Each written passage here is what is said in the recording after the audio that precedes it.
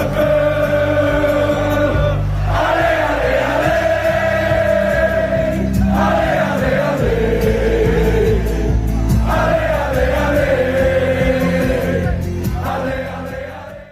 up guys, it's Tommy here and welcome! And we get a shockingly big transfer offer for Saul. He's worth 88 million.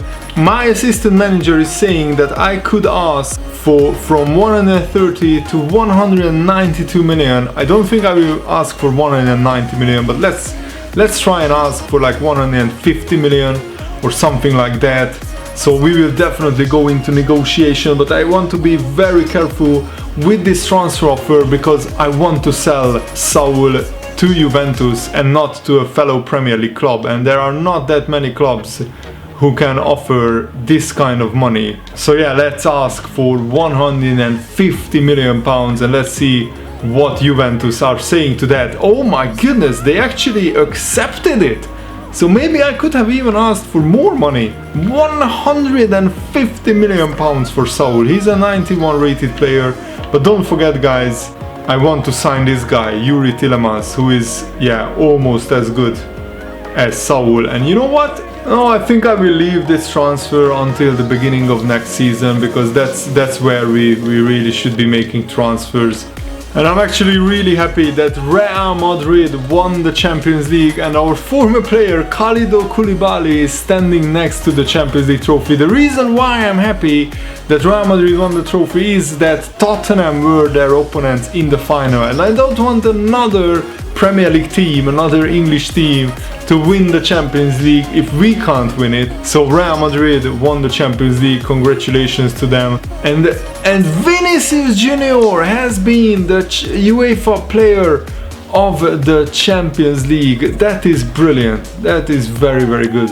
It's official, Saul will move to Juventus when the transfer window opens at the beginning of season 5 of this career mode, and we will try to sign Youri Tielemans or whoever you guys want me to sign. So let me know in the comments below which player or which players should we sign. So I want to run through the competitions. So we already showed you the Premier League table, but the FA Community Shield was also won by us. So we won 3 trophies this season out of a potential 6 trophies, which is pretty decent. To win 3 trophies or even 2 or 3 trophies every season is a fantastic achievement.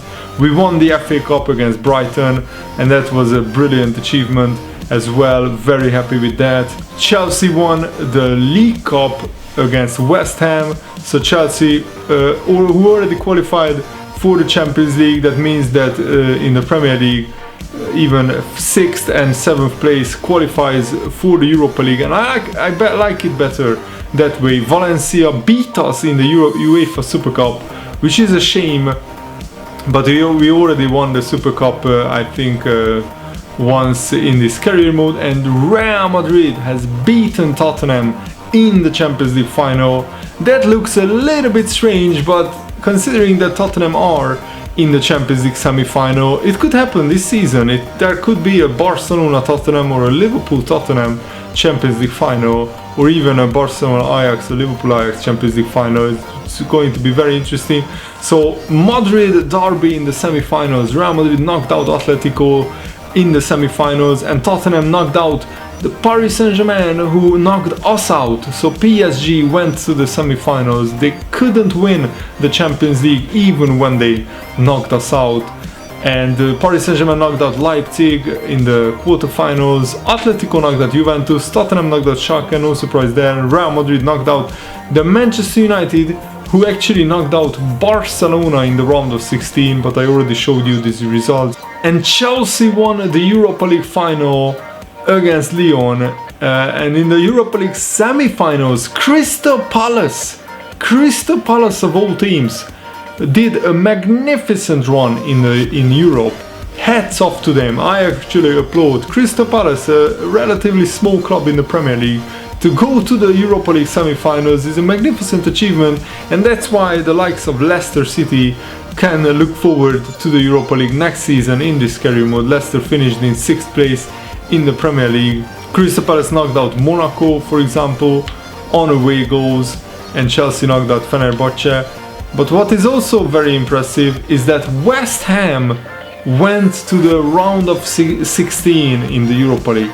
So West Ham and Crystal Palace did business in Europe this season. That is very, very impressive, to be honest. Hats off to the English teams in Europe, they have been brilliant. So the Premier League top scorers finished like this. I already showed you this, but let's check out the other competitions. So the Community Shield was only one game. Mane, Fabinho and Keita won us the trophy. The FA Cup, Harry Kane finished as the top scorer in the FA Cup, and also the top assist guy was Eden Hazard and Memphis Depay. Areola kept the most clean sheets in the FA Cup, and no surprise there because Areola is the Brighton goalkeeper. Brighton went to the final in the FA Cup.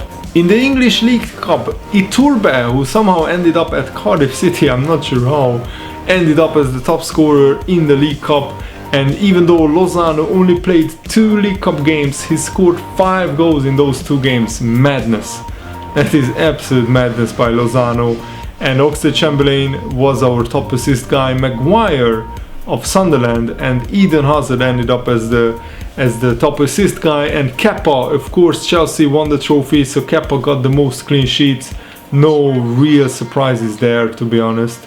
The UEFA Super Cup ended up like this, and yeah, it's a shame that we lost the UEFA Super Cup final. The Champions League, Neymar ended up as the top scorer with Harry Kane, who went to the final, and Gareth Bale ended up as the top scorer for Real Madrid.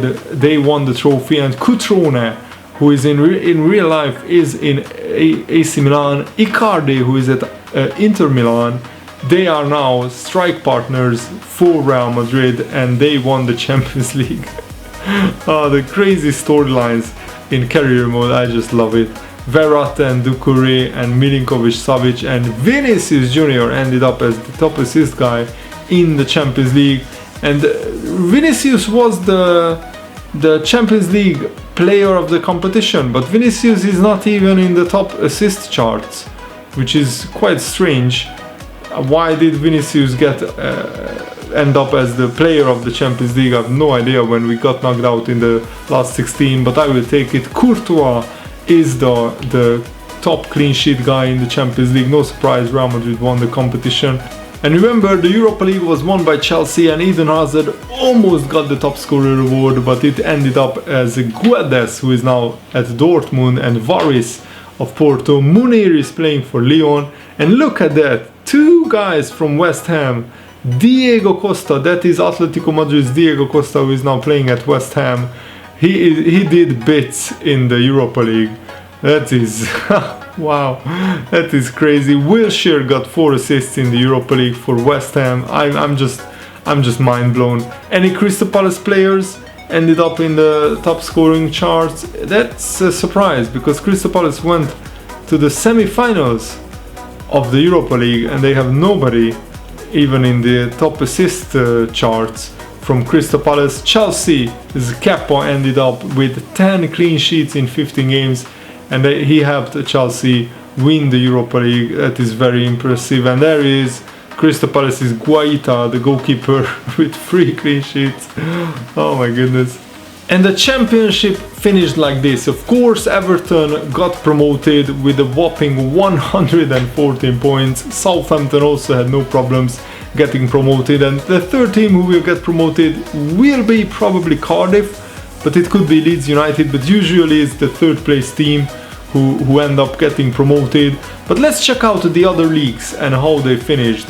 So Millwall won the League 1, and Notts County won League 2. That's actually interesting. Paris Saint-Germain won it on goal difference. Oh my goodness, poor old Lyon. They can't even win the league when they got to 85 points because PSG scored a lot more goals than them.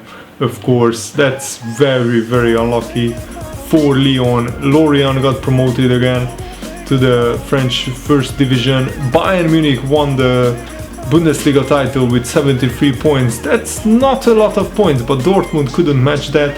Wolfsburg actually got to 3rd place. That's interesting. Schalke 4th, Leipzig 5th. The usual suspects in the Bundesliga. Let's check out the other top leagues. Dundalk won the Irish League. Shout out to all my Irish subscribers. Juventus, of course, won the Serie A ahead of Milan, who had also a very, very good season. They ran Juventus very close in Serie A. Roma, Lazio, Napoli, Inter, the usual top 6 in the Serie A. Let's check out Ajax won the Dutch League. I wanted to say let's check out the Dutch League ahead of PSV and AZ. Feyenoord only finished in 4th place. That's a shame for them, and I'm also looking forward to seeing who won the Spanish League. Celtic won the Scottish Premier League. Barcelona won the La Liga Santander, and Real Madrid, oh my goodness, Real Madrid finished outside of the top 4, but luckily they won the Champions League, so they should be in the Champions League next season. But I'm not sure if that rule is in FIFA. I know it is in real life that the Champions League winners qualify automatically for the Champions League next season. Villarreal, Atletico and Valencia ended up in the top 4, and Real Madrid outside of the top 4. That's strange. That's very strange, considering that they have Gareth Bale, they have Icardi, they have Cutrone, they have great strikers. Real Betis, who is my favorite Spanish club, finished in 8th place. Basel won the Swiss League. Fenerbahce won the Turkish League ahead of Galatasaray and Besiktas. Başakşehir, who could win the Turkish League in real life, only finished in 5th place. Toronto is leading the MLS, and the other leagues, I'm not sure if you are interested in them. So in the next episode, the World Cup will start with Spain, and I want to win the World Cup with Spain. I will probably do 2 episodes with all the World Cup games crammed into those 2 episodes, so stay tuned for that. And thanks for watching, guys. Hope you enjoyed this. See you later. Goodbye.